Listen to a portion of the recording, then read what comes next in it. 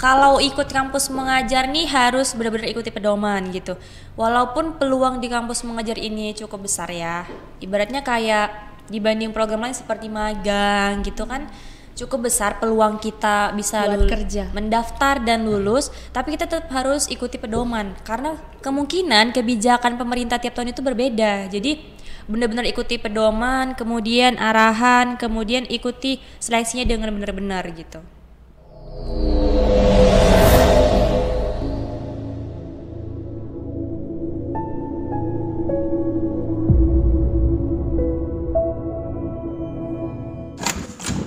Assalamualaikum warahmatullahi wabarakatuh. Halo Sobat Hukum, kembali lagi di channel YouTube kesayangan kita, channel YouTube Fakultas Hukum Universitas Asahan. Bersama saya, Andini Sagita Lasari yang akan memandu podcast kita kali ini. Dan kali ini kita ditemani oleh kakak dan abang dari Fakultas Hukum Universitas Asahan. Boleh diperkenalkan diri dulu Kak Bang? Baik, ya terima kasih kepada Andin ya. Perkenalkan saya Muhammad Fadlil Zaimes, saya dari kelas Fonsafikni, Fakultas Hukum Universitas Asahan. Perkenalkan, nama saya Muhammad Azhar Effendi, Fonsafikni semester 4. Halo Sobat Hukum, perkenalkan nama saya Rifka Anisehi Nasution dari Fakultas Hukum Universitas Asahan semester 4. Nah, kalau dilihat-lihat nih kakak dan abangnya menggunakan baju yang beragam nih. Boleh dikenalin nggak sih abang dan kakak ini dari mana? Dan Boleh. Dari mana dulu nih? mungkin dari kakaknya nih. Oke, nah jadi baju yang saya kenakan ini warna merah nih. Nah, jadi ini seragam atau apa ya, PDH dari UKM Studi English Club atau SAC yang ada di Fakultas Hukum ini.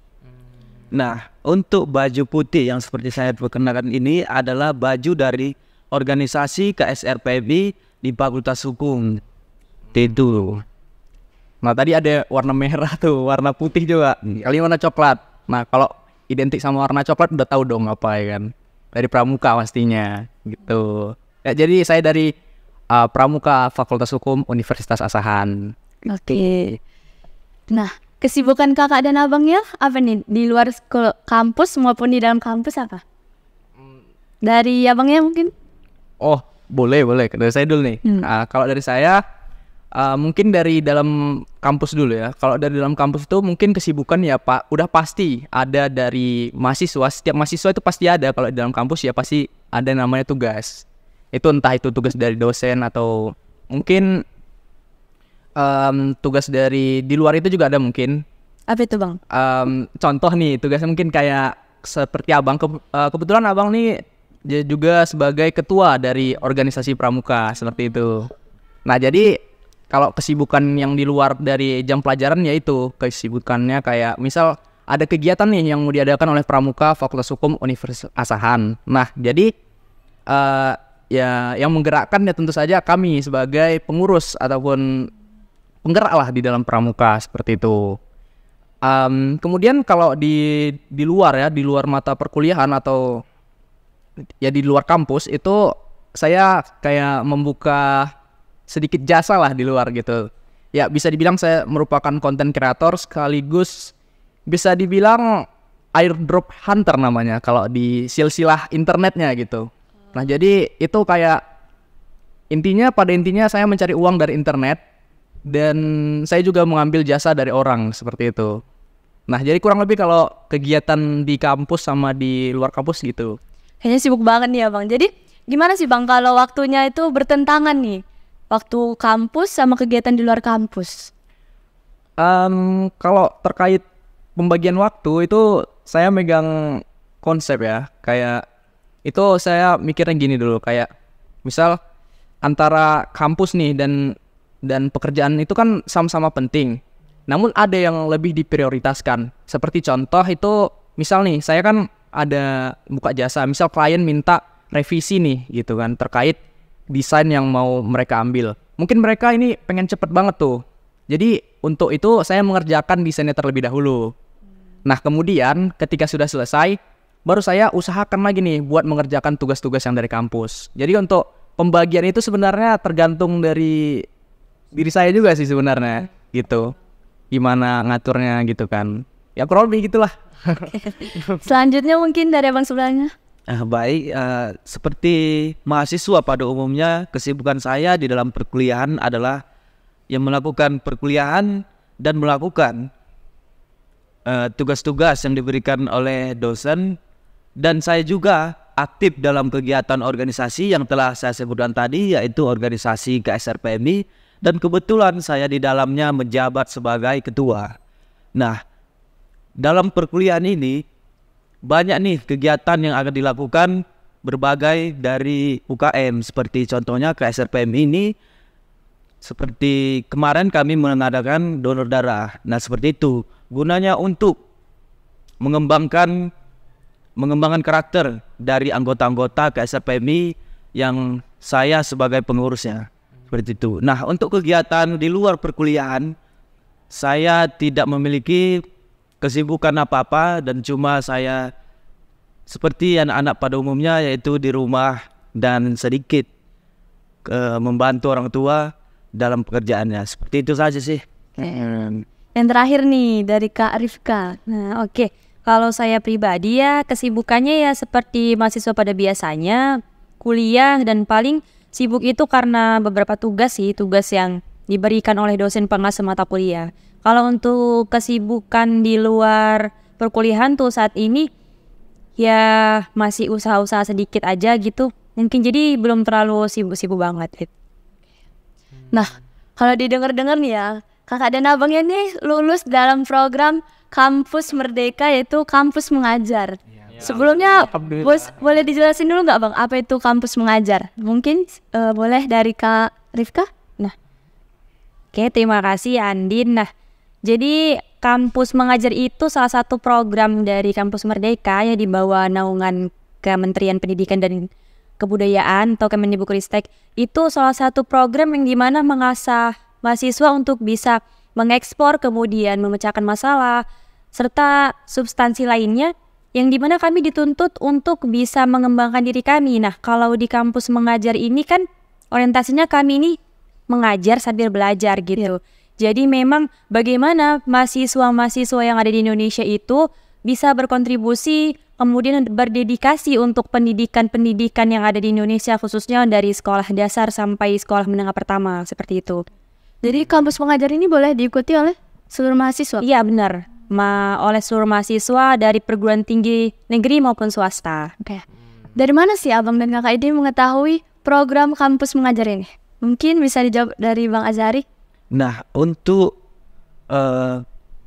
sosialisasi tentang program kampus mengajar ini, yaitu diberitahu langsung oleh dosen, yaitu sebagai Wakil Dekan 3 di bidang kemahasiswaan, yang dimana di bidang kemahasiswaan ini Wakil Dekan tersebut sering memberitahu program-program pemerintah yang ingin mengikuti dari mahasiswa.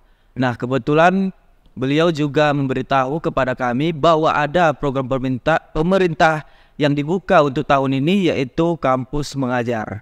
Seperti itu. Jadi untuk mendapat informasinya, saya sendiri mendapat dari dosen yang sebagai Wakil Dekan 3 yang di bidang kemahasiswaan. Gitu. Jadi waktu itu tuh tambah dikit ya. Iya, Jadi waktu itu Wakil Dekan 3 mengumpulkan kami di suatu ruangan di Fakultas Hukum juga. Kemudian beliau mensosialisasikan terkait kampus mengajar ini. Jadi kami dikumpulkan, disosialisasikan tentang hal itu. Jadi kami mengerti tentang apa sih sebenarnya kampus mengajar ini. Jadi seperti itu. Jadi disosialisasikan kepada mahasiswa semester berapa nih Bang?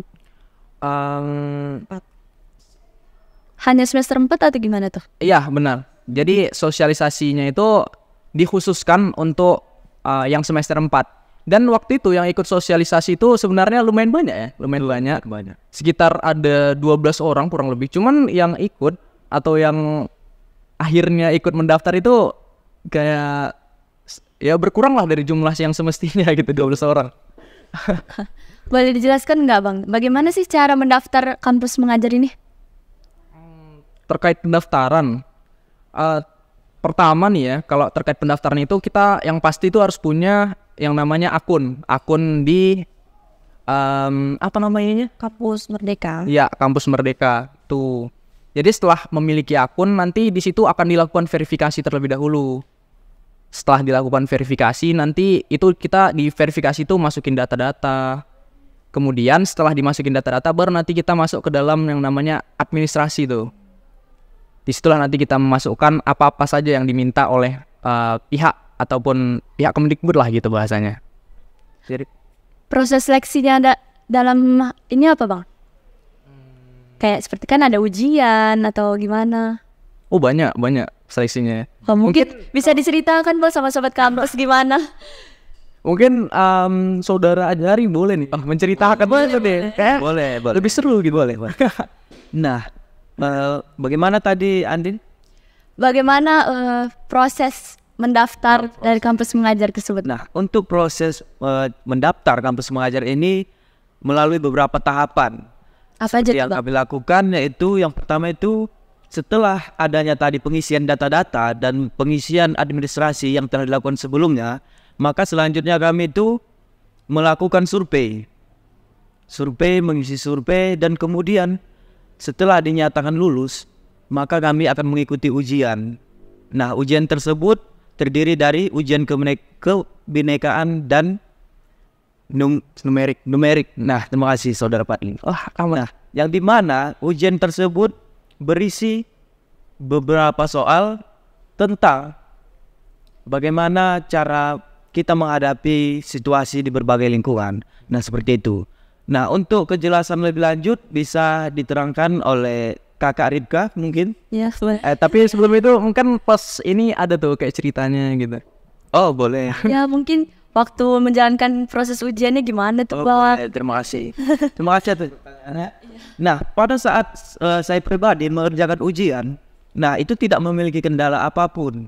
Namun kendala datang secara tiba-tiba yang dimana kendala itu berasal dari jaringan, bukan dari jaringan koneksi internet saya. Cuman permasalahan ini terjadi di seluruh Indonesia ternyata. Nah, pada saat itu saya mengerjakan maksud saya ujian itu ada 80 soal yang dikerjakan.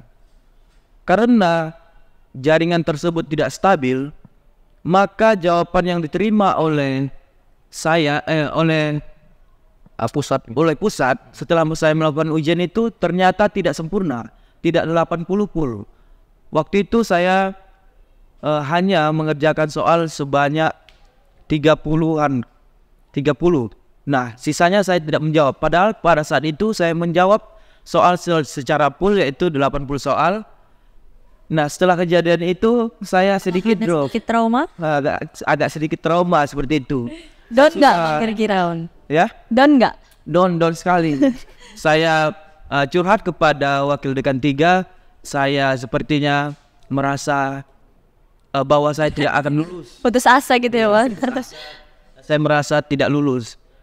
Nah, dan wakil dekan 3 itu menenangkan saya. Nah, saya pun di situ sedikit lega dan saya menerima keputusan ke depannya bahwa lulus dan tidak lulus itu rezeki masing-masing. Nah, namun setelah kejadian tersebut, setelah ujian saya atau jaringan bermasalah pada saat saya ujian, nah keesokan harinya ada titik terang nih.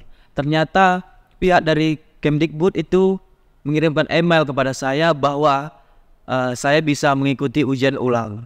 Nah, dan saya situ merasa semangat kembali bahwa saya akan mengikuti ini dan saya berharap saya akan lulus.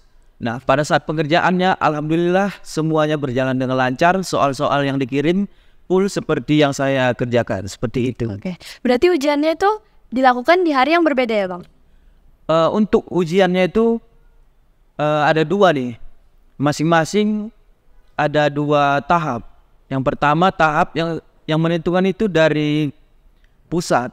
Nah, untuk saya pribadi itu tahapnya dari hari kedua pada jam 8 sampai jam 12 siang. Itu full mengisi soal-soal ujian bang? Iya. Oh enggak, Bu, itu enggak lah. Kan gini. Dari itu kan pengerjaannya misal yang 80 soal tadi itu 2 jam. Iya. Kemudian yang kedua itu 30 menit. Cuman rentan waktunya dari jam 8 sampai jam 12 siang. Oh begitu. Betul. Wow. Berarti nggak full ya bang, dari jam 8 sampai jam 12 itu nggak full? Cuman sekiranya mengerjakan dari jam 11.59 bisa. Itu nanti diatur kalian sama waktunya seperti itu. Iya. Terima kasih kepada Pak Ni yang telah meneruskan. Mungkin dari Bang Fadli atau Kak Arifka nih ya, ada sama nggak tingkat kesulitannya dalam mengerjakan ujian tersebut? Kalau dari saya nih ya, Iya, kalau iya. tingkat kesulitan itu tidak ada karena soal-soalnya juga soal-soal yang umum yang masih bisa lah dikerjakan oleh otak awam ini. Dan sebenarnya sama seperti contoh Azhari tadi di jaringan juga. Yang dimana saya itu dari 80 soal yang terkerjakan itu cuman 53 dan sisanya itu yang 27 itu hilang, nggak terkirim lah ke pusat seperti itu. Terinput. Kemudian yang di soal kedua yang numerik itu kan ada 20 soal, yang terkirim itu hanya 17 soal. Jadi 3 soal itu nggak terkirim. Kalau Bang Azhari tadi kan ada ujian ulang gitu ya bang. Kalau abang gimana tuh? Nah, kalau ya ini menarik nih. Betul. Karena Azhari kan ada salah gitu ada ujian ulangnya. Iya. Tapi saya waktu itu nggak ada ujian ulang. Jadi waktu itu saya sempat nelpon Azhari juga gitu. Waktu itu bertanya, ini kok nggak ada ujian ulang aku gitu. Dia sedangkan Azhari udah melakukan ujian ulang tersebut. Jadi sedikit panik juga sebenarnya di situ. Namun entah memang rezeki mungkin Oke. ya. Tetap dimudahkan gitu. Iya, betul. Luluskan gitu. Jadi ya untuk kesulitan nggak ada, cuman ya kendala itu aja tadi seperti itu. Oke, sekarang kita denger nih dari Kak Arifka. Nah, kalau saya pribadi sih nggak ada ya, alhamdulillah sejauh dari proses mendaftar sampai akhir. Nah, padahal ini kalau saya ini ya kan, mendaftar itu bisa dibilang di detik terakhir penutup pendaftaran saya baru daftar dan alhamdulillah waktu saya mengikuti seleksi ujian itu alhamdulillah nggak ada kendala atau kesulitan ya. Cuman ya saya cuman terkendala di laptop aja dan alhamdulillah saya pinjam punya teman kan. Karena kan itu dia harus on cam tuh, kita ujian juga harus on cam kan, kita memang benar-benar direkam gitu kan. Jadi kalau untuk kendala dalam jaringan, teknisi kemudian untuk menjawab soal ya alhamdulillah lancar aja. Jadi nggak ada kendala. Dalam waktu mengerjakannya sama juga tuh. Sama, iya. Cuman kami berbeda di hari aja ya, di jadwal gitu. Oke. Boleh tahu nggak sih Wi, apa alasan kakak dan abang mengikuti program kampus mengajar ini? Mungkin boleh dari siapa dulu nih? Yang baju putih hati. Oh, boleh. Boleh. Boleh. Boleh, ini boleh. Nah, untuk alasan saya mengikuti program pemerintah yang salah satunya adalah kampus mengajar ini, saya ingin mencari pengalaman.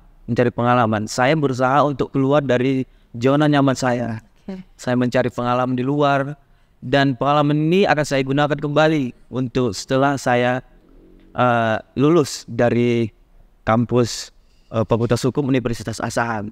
Nah, sebelumnya saya juga mengikuti program pemerintah lainnya yaitu yaitu pertukaran pelajar.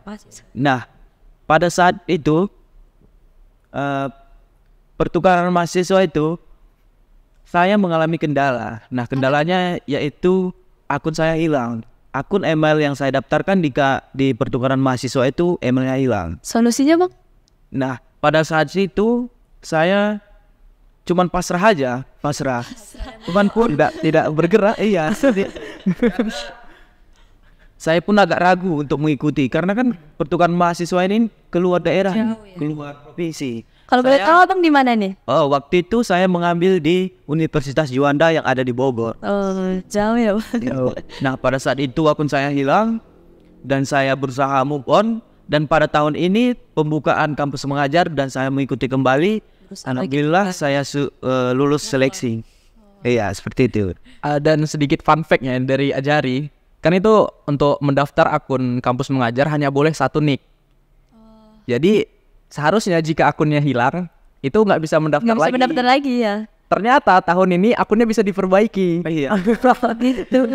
Rezeki. Nah, waktu itu kan saya nggak ada nih tidak ada berusaha untuk mencari solusi karena saya itu pun masih ragu untuk Pasrah ya bang? Iya, pasrah.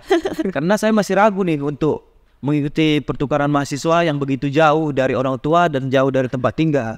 Nah, setelah pendaftaran kampus mengajar ini, saya menceritakan kendala saya kepada Padli yang dimana kendala tersebut akun saya hilang. Curhat ya, Bang? Iya, curhat itu seperti itu. Nah, ternyata memberi titik terang. Ternyata Padli ini bisa memperbaiki akun saya yang hilang dahulu. Seperti itu. Dengan cara apa tuh, Bang? Kebetulan Padli ini lumayan bisa, Multitalenta. lumayan multitalenta di bidang IT. IT ya? Iya, di bidang IT. Juga ya?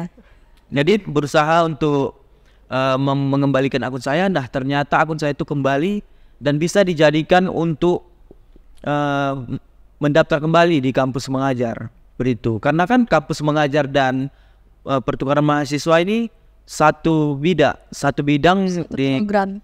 satu program pemerintah tadi, yaitu kampus Merdeka kan, seperti itu. Mungkin dari Bang Fadli? Kalau dari saya, mengapa pengen ikut kampus Ya, Merdeka alasannya ini? apa tuh? Kampus mengajar ya. Itu yang pasti saya ingin nyari hal baru tuh. Karena kan kayak kuliah, terus nanti pulang ada klien masuk, ini kayak hari-hari tuh gitu-gitu aja. Bosen ya, Bang? Jadi pengen menambah hal baru gitu. Dan saya juga penasaran sebenarnya gimana sih cara mengajar anak-anak itu. Kayak wah, anak-anak gimana caranya biar mereka excited pas saya menjelaskan gitu. Kayak waduh, jadi kayak nggak sabar lah gitu pengen ikut. Bagaimana sih caranya menjadi guru? Nah iya gitu. Jadi kayak Ya, pas keterima tuh, wah syukur alhamdulillah gitu kan, kita bisa ngajar nanti. Dan setelah pemilihan sekolah juga, wah ternyata yang diajar tuh masuk SD gitu ya. SD. Dan kebetulan kami milih sekolah yang sama tuh kayak Ajari juga. Jadi sekolah kami ini sama nih sebenarnya. Nah, kebetulan untuk domisili Padli itu, untuk daerah domisili yang SD-nya itu tidak membuka atau tidak menerima. Iya benar. Tidak menerima dari program kampus mengajar ini, dan kebetulan dia memilih penempatan SD yang saya pilih juga. Iya. Seperti itu. Jadi benar-benar sama, pilihan 1 dan pilihan 2 tuh benar Seperti itu. Selanjutnya dari Kak Rika? Kalau saya pribadi sih motivasinya ya, kalau dibilang motivasi atau alasan itu sebenarnya juga karena pengen coba hal baru ya kan. Tapi sebenarnya ini saya sedikit dilema awal memutuskan untuk ikut pendaftaran kampus mengajar, karena kan memang di semester 5 ini kan kita lagi sibuk-sibuknya nih kan, dimana kita mau klinis, kemudian pengadaan semu. Nah, waktu itu bertabrakan dengan jika kita ikut kampus mengajar gitu kan. Berarti kan dari dua hal yang kita berharga ini kan harus ada salah satu yang dikorbankan gitu. Jadi saya memutuskan untuk mendaftar dulu gitu kan, karena saya merasa lebih menyesal kalau saya tidak mencoba gitu. Betul. sangat benar. Jadi memang saya waktu itu setelah dapat arahan dari beberapa orang, dari Ibu Adik 3 juga, akhirnya saya memutuskan untuk mendaftar, dan itulah alasannya. Kemudian juga benefit dari kampus mengajar ini sangat-sangat menjanjikan gitu. Jadi kayak apa ya, ya namanya juga kita mahasiswa kan, pasti kayak pengennya apa ya hal baru yang kira-kira menguntungkan buat kita gitu, membantu kita juga gitu. Begitu. Kalau boleh tahu Bang, di program kampus mengajar ini ada dapat uang saku nggak? Kalau terkait hal itu kan program dari pemerintah yang pastinya mereka memberikan tunjangan lah kepada kami seperti itu. Ya adalah untuk uang saku. Cuman untuk nominal nggak bisa kami sebutkan. Yang penting cukup untuk menafkahi kehidupan sehari-hari. Penting cukup untuk ongkos minyak pergi untuk mengajar di seluruh kursus. Program mengajar ini kan Bang, domisili tempat mengajar itu kan kita yang sendiri yang milih tuh. Kalau boleh tahu kakak dan abangnya milih di tempat mana nih? Kalau dari Kak Arif kah? Nah, jadi saya sedikit berbeda ya dari mereka ini. Kalau mereka kan domisilinya sesuai dengan kecamatan ya, satu wilayah ya istilahnya gitu kan. Tapi kalau saya agak jauh gitu. Kira-kira kalau dari domisili saya itu sekitar 1 jam. Nah, jadi untungnya saya ngekos jadi lebih dekat gitu. Memang satu kabupaten namun beda kecamatan gitu. Dan sedikit tambahan, perbedaan kampus mengajar tahun ini dengan tahun angkatan sebelumnya. Kalau angkatan sebelumnya itu ditentukan oleh Kemendikbud sekolahnya. Kalau tahun ini kami yang menentukan. Jadi memang mungkin kalau saya ya mungkin karena dikasih untuk milih jadi tidak yang jauh-jauh gitu dari domisili. Seperti itu dia. Dari Abang Azhari nih. Nah, untuk pertama kali pemilihan tempat mengajar itu pertama-tama saya memilih di kecamatan saya. Ada berapa orang tuh Bang di kecamatan Abang? Abang domisili di mana nih Bang? Sebelumnya saya berasal dari Kota Tanjung Balai yang untuk alamat lengkapnya itu berada di Kelurahan Pulau Simardan dan Kecamatan Datuk Bandar Timur. Seperti itu. Nggak privasi tuh. Soalnya luas. Iya. Nah, pada saat melakukan data penempatan mengajar, itu saya memasukkan data domisili saya dong. Nah, kecamatan tersebut. Nah, ternyata setelah memasukkan data tersebut, saya tidak mendapatkan penempatan di kecamatan saya sendiri. Dapat saya itu dari luar kecamatan, namun berada satu wilayah juga dengan saya. Itu sekitar 5 km dari rumah saya, lumayan dekat seperti itu. Dan saya tidak keberatan untuk penempatan tersebut. Dalam penempatan tersebut, Abang sendiri atau ada kawan-kawan Abang dari Fakultas Hukum? Kalau untuk penempatan tersebut, saya memilih sekolah yang sama dengan saudara Padri. Cuman berdua aja nih Bang? Kalau untuk domisili Tanjung, kan Tanjung ini dekat nih dengan tempat tinggal beliau ini. Nah, jadi kebetulan domisili dia tidak domisili penempatan mengajar dia tidak menerima kuota dari kampus mengajar ini. Jadi kebetulan kuotanya yang ada itu dari seperti yang saya pilih, seperti itu. Jadi benar-benar sama tuh kami ininya. Jadi ada 6 sekolah yang dipilih dan ke-6-6-nya ini sekolahnya sama semua. Jadi nggak ada beda sama sekali. Jadi karena kebetulan itu yang lebih dekat dari domisili tempat saya tinggal, ya sama deh yang kami pilih. Kenapa tidak? Iya. Kan selalu. Jadi Bang, kalau di sini kan yang hadir nih 3 orang, mungkin ada berapa mahasiswa sih yang lulus dalam program ini? Dari Fakultas Hukum. Kalau ya dari Fakultas Hukum sebenarnya ada 4 orang yang lulus, cuman sebenarnya tadi mau diundang nih 1 orang lagi, cuman beliau lagi ada kesibukan, Ada kendala. Nah, dengan itu adalah pokoknya gitu kesibukannya. Jadi yang bisa hadir sekarang ini cuman kami bertiga gitu. Nah, untuk proses pendaftarannya itu ada beberapa orang, dan untuk yang bertekad untuk melanjutkan ke tahap berikutnya cuman kami berempat. Nah, itu Sebelumnya ada lagi gitu Bang yang lulus? sebelumnya untuk kami ini kan untuk kampus mengajar ini berada pada angkatan 6. Dan untuk tahun sebelumnya itu ada Tetap ada. Cuman untuk angkatan kali ini hanya kami berempat yang ini. Dan alhamdulillahnya kami berempat yang daftar sampai akhir, kami berempat juga yang lulus. Jadi lulus semua nih? Ya, alhamdulillah. walaupun terjadi beberapa kendala. Dia memutuskan langkah dan semangat. Boleh tahu nggak sih Bang tips-tips nih untuk lulus dalam mengerjakan pendaftaran kampus Merdeka atau dalam hal kampus mengajar? Kalau dari aku dulu ya, boleh. Kalau untuk tips nih ya, kan kami belum sampai ke sana. Jadi kami mungkin cuman bisa ngasih tips sampai di seleksinya aja gitu. Hasil seleksi ujian gitu. Nah, untuk seleksi ujian teman-teman boleh ngerjain itu sesuai dengan ideologinya teman masing-masing. Berkas-berkas ada nggak sih Bang yang diperlukan dalam?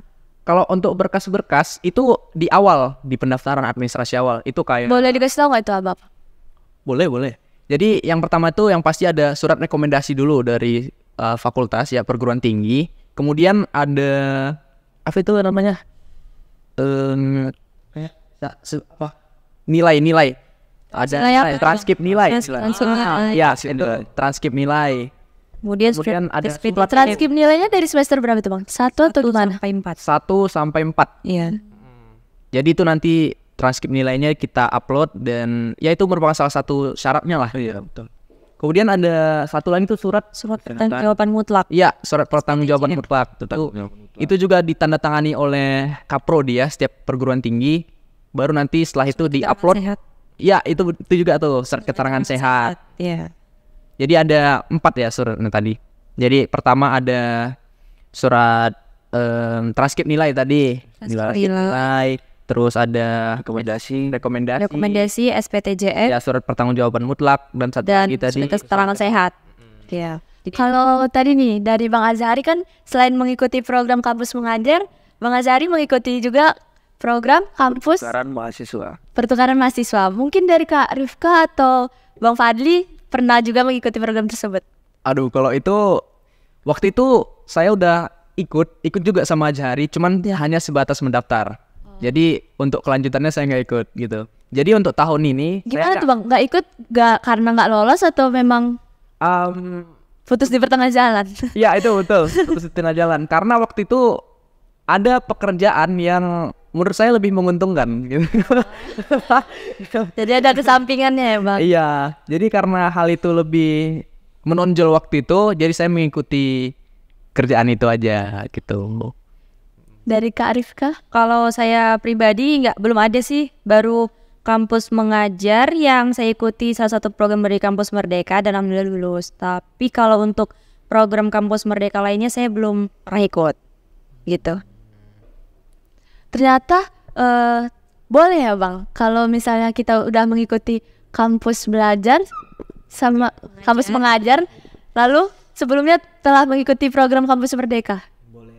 Nah, untuk itu tidak ada larangan dari pemerintah. Misalnya nih, kalau saya kemarin lolos dalam pertukaran mahasiswa, nah apakah boleh untuk mengikuti program lainnya? Misalnya nih ke kampus mengajar, ternyata boleh seperti itu. Pemerintah tidak membatasi kita mau mengikuti 1, 2, 3 maupun lainnya seperti itu. Nah untuk Padli pendapatnya bagaimana nih? Kalau dari saya ya udah betul tuh tadi. Kita bisa ngikut bahkan itu kan ada pertukaran mahasiswa, kemudian ada program ini kampus mengajar, kemudian ada program magang juga. Itu ketiga-tiganya ini boleh diikutin selama jangan dalam satu waktu gitu. Iya. Oke, mungkin ada nggak sih untuk terakhir nih ya Bang Kak, tipsnya buat adik-adik di rumah bagaimana cara supaya lolos ataupun persiapannya lah gitu untuk melaksanakan program kampus mengajar ini? Mungkin ini dipusatkan ke satu orang aja lah ya. Oke, boleh dari siapa? Boleh. Kak Rifka atau Bang Azhari? Boleh Kak Rifka? Boleh saya kalau sebelumnya nih buat apa ya? Salah satu keuntungan juga kalau kita ikut kampus mengajar ini kan dikonversi nih sebesar 20 SKS. Jadi selama 1 semester kita ini nggak masuk perkuliahan, tapi nilai kita keluarnya itu dari hasil laporan kita kerjakan selama kita mengajar. Jadi walaupun kita dapat benefit, tapi kita tetap harus bertanggung jawab atas apa yang sudah kita dapatkan gitu kan. Jadi memang biasanya itu kalau dari angkatan-angkatan sebelumnya itu ada laporan mingguan dan laporan akhir.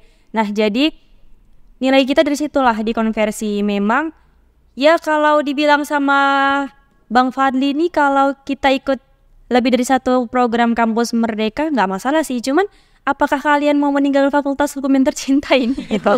selama beberapa semester kita nggak masuk loh gitu. Terus kita nggak ketemu dosen-dosen yang mantap gitu. Terus mata kuliahnya juga kan. Tapi kalau memang kita ada kemauan pasti ada jalan gitu kan. Nah kalau untuk tips dan triknya itu, yang pertama kalau kalian ingin mendaftar, niatkan dari hati. Kalian memang ikut kampus mengajar ini karena kemauan atau karena paksaan. Jangan jadikan beban. Kalau jadikan beban nanti jadi capek sendiri kan. Ya, kalau kita pengen men-challenge, kemudian eksplorasi diri, kemudian pengen cari tantangan baru, kalau dari zona nyaman, kemudian dan lain sebagainya, mudah-mudahan sih asik gitu kan. Kalau dari kata-kata alumni sebelumnya, kampus mengajar itu ternyata nggak susah gitu. Bahkan laporannya itu lebih susah dari makalah kita gitu. Mungkin bisa dilanjutkan sama Bang Azhari. Nah betul juga kata Kak Rifka, itu salah satu tipsnya adalah dengan niat kita sendiri. Jangan kita mendaftar itu atas dorongan karena terpaksa atau mau mengikut-ikut kawan seperti itu. Jadilah diri sendiri dan berusaha untuk keluar dari zona nyaman kita. Nah untuk mahasiswa pada umumnya itu kan biasanya setelah perkuliahan pulang gitu seterusnya, perkuliahan kupu-kupu ya Bang. Kuliah pulang seperti itu. Nah jadi cobalah mencari hal baru, pengalaman baru. Ini bukan hanya kita sekedar mendapat benefit maaf, tapi kita mendapat pengalaman, kita mendapat ilmu baru. Ya benar. Seperti itu yang berguna tentunya untuk kita ke depannya nanti. Seperti itu. Mungkin Bang Fadli mau menambahkan? Waduh, dari saya udah cukup. Oke. Udah sangat-sangat berbobot tadi. Satu lagi. Oh ya betul. Kalau ikut kampus mengajar nih harus benar-benar ikuti pedoman gitu. Walaupun peluang di kampus mengajar ini cukup besar ya. Ibaratnya kayak dibanding program lain seperti magang gitu kan, cukup besar peluang kita bisa Kerja. mendaftar dan lulus, tapi kita tetap harus ikuti pedoman karena kemungkinan kebijakan pemerintah tiap tahun itu berbeda. Jadi benar-benar ikuti pedoman, kemudian arahan, kemudian ikuti seleksinya dengan benar-benar gitu. Oke. Itu aja sih. Oke, terima Dan jangan kasih lupa berdoa. tips and triknya dari kakak dan abangnya.